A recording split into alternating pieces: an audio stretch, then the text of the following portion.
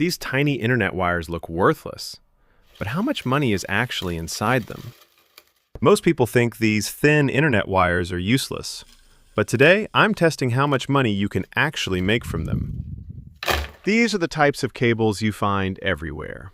Internet wires, security systems, fire alarm cables, all very thin. Most people just throw them away.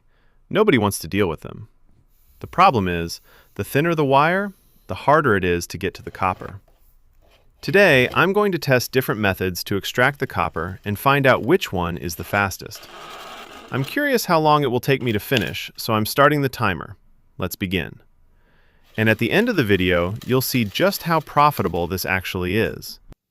For removing the outer insulation, I use this custom-built tool specifically designed for precise cutting. I've made a detailed tutorial on my channel where I show step-by-step how to build it. This tool allows me to process cables of different thicknesses in an efficient and controlled way.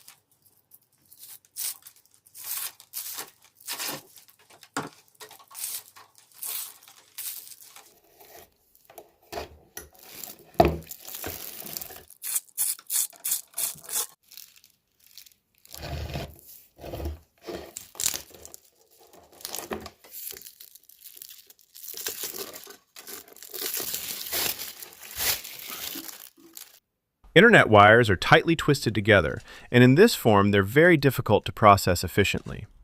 Untwisting them by hand would take a lot of time, so I use a simple method. I take two wires, fix one end to a nail, and clamp the other end into a drill. Then I reverse the twist until the wires become straight. It's a fast and very effective technique.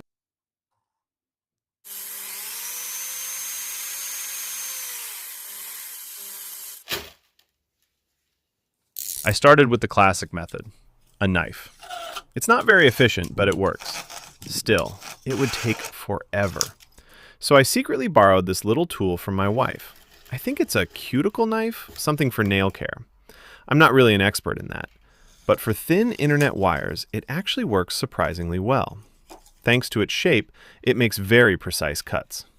It works, but even like this, the process is still pretty slow. I also tested a kitchen tool like this, normally used for peeling potatoes.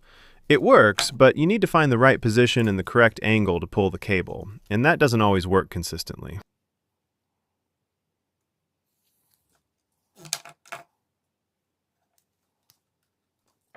For slightly thicker wires, I tried crushing them using a rolling pin. The insulation is very thin and flexible, so it deforms easily, but the process is not very efficient. So I modified this device a bit, the one I built in a previous video, and now I can process these wires much faster using it.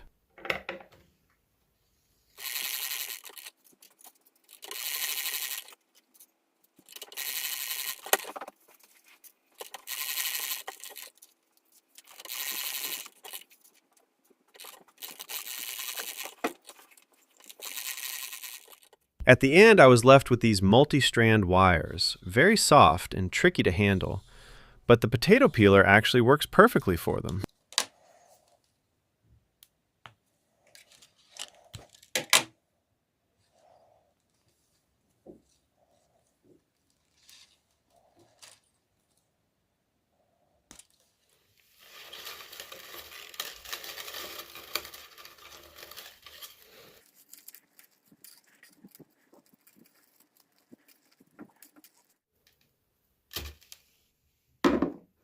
In the end, I got 300 grams, or about 0.66 pounds of clean copper.